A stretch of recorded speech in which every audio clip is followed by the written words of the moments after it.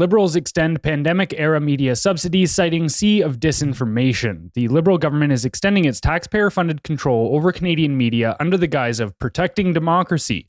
Heritage Minister Stephen Guilbeault announced another $12 million for the Special Measures for Journalism Fund in 2025-2026, a program originally launched during COVID and now quietly institutionalized.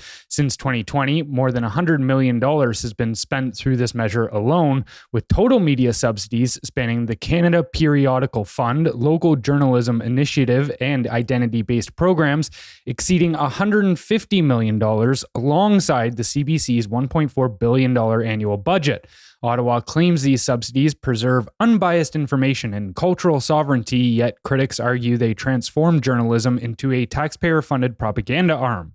By deciding which outlets live or die, the government isn't defending democracy, it's manipulating it. Media independence erodes when survival depends on political favor, making this not a rescue plan for journalism, but a consolidation of narrative control disguised as public service. So, does Canada have a free press? No, absolutely not. We're fighting for our lives just to make an independent network survive. And you and I are incredibly efficient, not only with our time and with our ability to create content, but with our dollars. Like this business basically doesn't make sense. This is pretty much a public service. That's what this has become, right? And to add on to the amount of money you were talking about there. There's also another $350 million to the Canada Media Fund, another $114 million to the Canada Feature Film Fund and the Canada New Media Fund.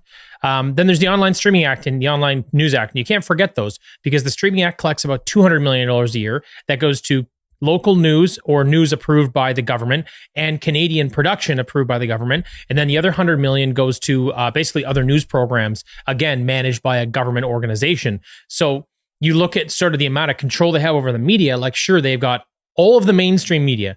85% of legacy media is subsidized by the government. 90% of all news consumed by a Canadian comes from a subsidized source.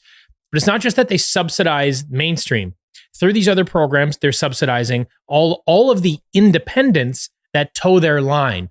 So I've said this before, they control the highways and now they control the side streets. But here's the other thing is they're also controlling the content that's flowing through a lot of these things. So it's not just, hey, take our money if you'll say what we want you to say. Here's more money for another arm of this for the production side to make sure you're creating content that we like as well. And then through the various other legislative pieces like the Online News Act and Streaming Act, they're forcing these platforms, these international platforms, to show more Canadian content. So when they say this is about fairness and saving democracy in a sea of disinformation, that's fucking bullshit. That's all it is. I don't know how independent media or independent thought will survive in this country if they continue to tighten the noose. And then when you look at the incoming bills, when you look at C9 and C8, C36 or 63, whatever one it is now, I forget. So, the internet, basically the cut off your internet bill, the online hate speech bill, which is the C36 one, and then the offline hate speech, which 63, right. So then the offline, which is C9, and it also now crosses over with online. So there's no free press here. Not at all. Yeah. And I wonder, like, how do we get our hands on some of this money?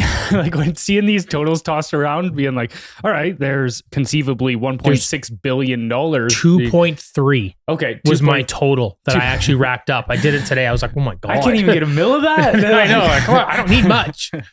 But that goes to show, like, you know that if anybody like us, or whether it's a Rebel News or any of these kind of, say, more alternative dissenting platforms, they're not giving us any money at all. We're the sea of disinformation. Yeah. They've got $2.3 billion weaponized against people like us. Yeah.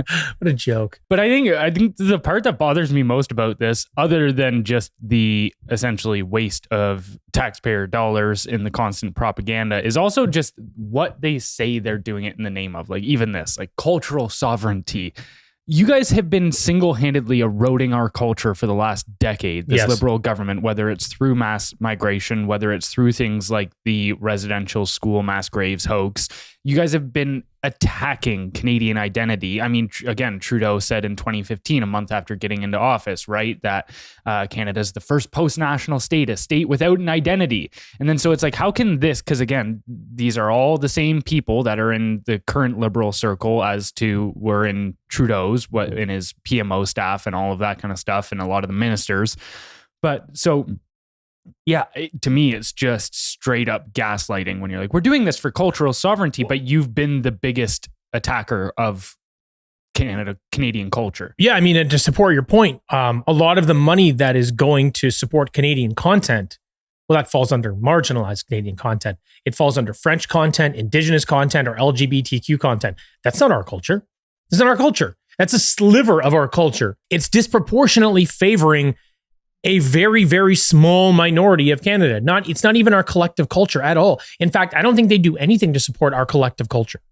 Even the one that they're trying to erode. Like, I just don't think, like, there's nothing about, what Canada is today or what Canada represents for a lot of people. None of the money goes towards any of that whatsoever. So yeah, it's just brutal. I think the last thing here is to remember what they mean when they say disinformation, right? So the Atlantic Council, which is a think tank down in the States, but they're very much part of that global institution, that global movement. And they once were doing a training session for journalists, helping them, spot and attack disinformation. And what they said is it's the 4 Ds of disinformation: dismiss, distort, distract, and dismay. So how they look at it is they go, we have the official narrative. We have our state narrative. That is the truth. And then disinformation is anything that dismisses our narrative, distracts from our narrative, distorts our narrative, or causes dismay or like negative emotion towards our narrative. And so you go, oh, so it's not actually about objective criteria of, is this true or false? It's, we establish what is true, and then anybody that tries to detract from that narrative is disinformation. It's very candy cane, candy corn, and syrup. Fuck out of here.